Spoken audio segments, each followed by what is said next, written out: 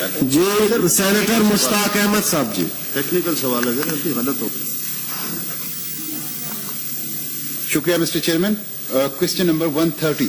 Answer taken as read جی. Supplementary. جی میرا سپلیمنٹری کوشچن یہ ہے کہ ایک تو یہ بتا دیا جائے کہ کل کتنے اسپیشل اکنامک زون ہیں، اور دوسری بات یہ ہے کہ ان جو اسپیشل اکنامک زون ہے یا سی پیک ہے، ان کا انہوں نے اسٹریٹجک اورینٹیشن کی ہے اور ایک ٹریڈ اور اکنامک انٹرپرائز کے طور پہ اس کو شوکیس نہیں کیا ہے.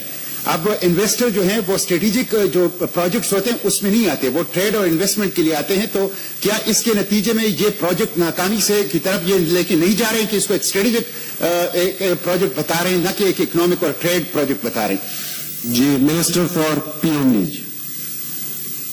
Thank you, Mr. Chairman, and at the outset I apologize for being slightly late.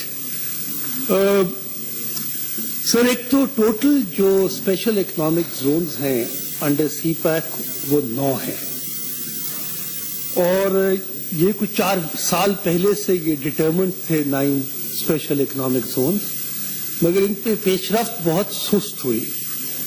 تو جب سے ہماری گورنمنٹ آئی ہے، ہمارا فیوچر جو ویژن ہے سی پیک کا سر، وہ industrial cooperation, economic cooperation, agriculture cooperation, socio economic cooperation ہے. اور ہم سی پیک کو وسعت ہم نے دی ہے، کافی ساری وسعت اس کو دی ہے اس کے مینڈیٹ کو. نیچرلی یہ ایک اکنامک کوآپریشن ہے. اسپیشل اکنامک زونز کا کوئی اسٹریٹجک ڈائمینشن میں نہیں سمجھ سکا اور نہ ہے. اور اس کے اوپر سر ہم نے بڑا فوکس کیا. 20 دسمبر کو پچھلے 2018 میں جے سی سی ہوئی بیجنگ کے اندر، جو ایپیکس باڈی ہے جس کو میں یہاں سے پاکستان کی نمائندگی کرتا ہوں، وہاں سے این ڈی آر سی کرتی ہے.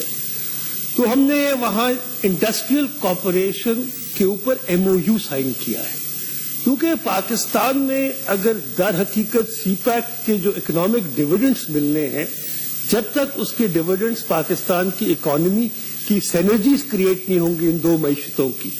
میں جناب کی خدمت اور اس ہاؤس کی خدمت میں صرف ایک فگر کوٹ کرنا چاہوں گا کہ چائنا کا گلوبل ٹریڈ جو ان کی ایکسپورٹس اور امپورٹس ہیں وہ 4.2 کھرب ڈالر ہے، اور پاکستان کی ٹوٹل ایکسپورٹس اور امپورٹس تقریباً 82-83 ارب ڈالر ہے.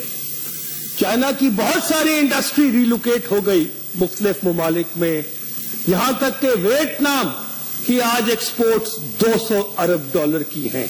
اور پاکستان کا سب سے بڑا چیلنج جو ہمیں ورثے میں ملا وہ کرنٹ اکاؤنٹ ڈیفیسٹ تھا، اور کرنٹ اکاؤنٹ ڈیفیسٹ کو شارٹ ٹرم کے اندر ایڈجسٹ کرنے کے لیے ایکسپورٹس بڑھانا ہی اولین ترجیح ہے. تو ہم اسپیشل اکنامک زونز پہ سر پورا فوکس کیا ہوا ہے، اور مجھے امید ہے کہ 4 سال سے جو چیز نہیں جس رفتار سے چلی، مجھے امید ہے کہ اگلے ماہ ہم پہلا اسپیشل اکنامک زون جو راشا کئی کے اندر ہے انشاءاللہ اس کو انوگریٹ کریں گے.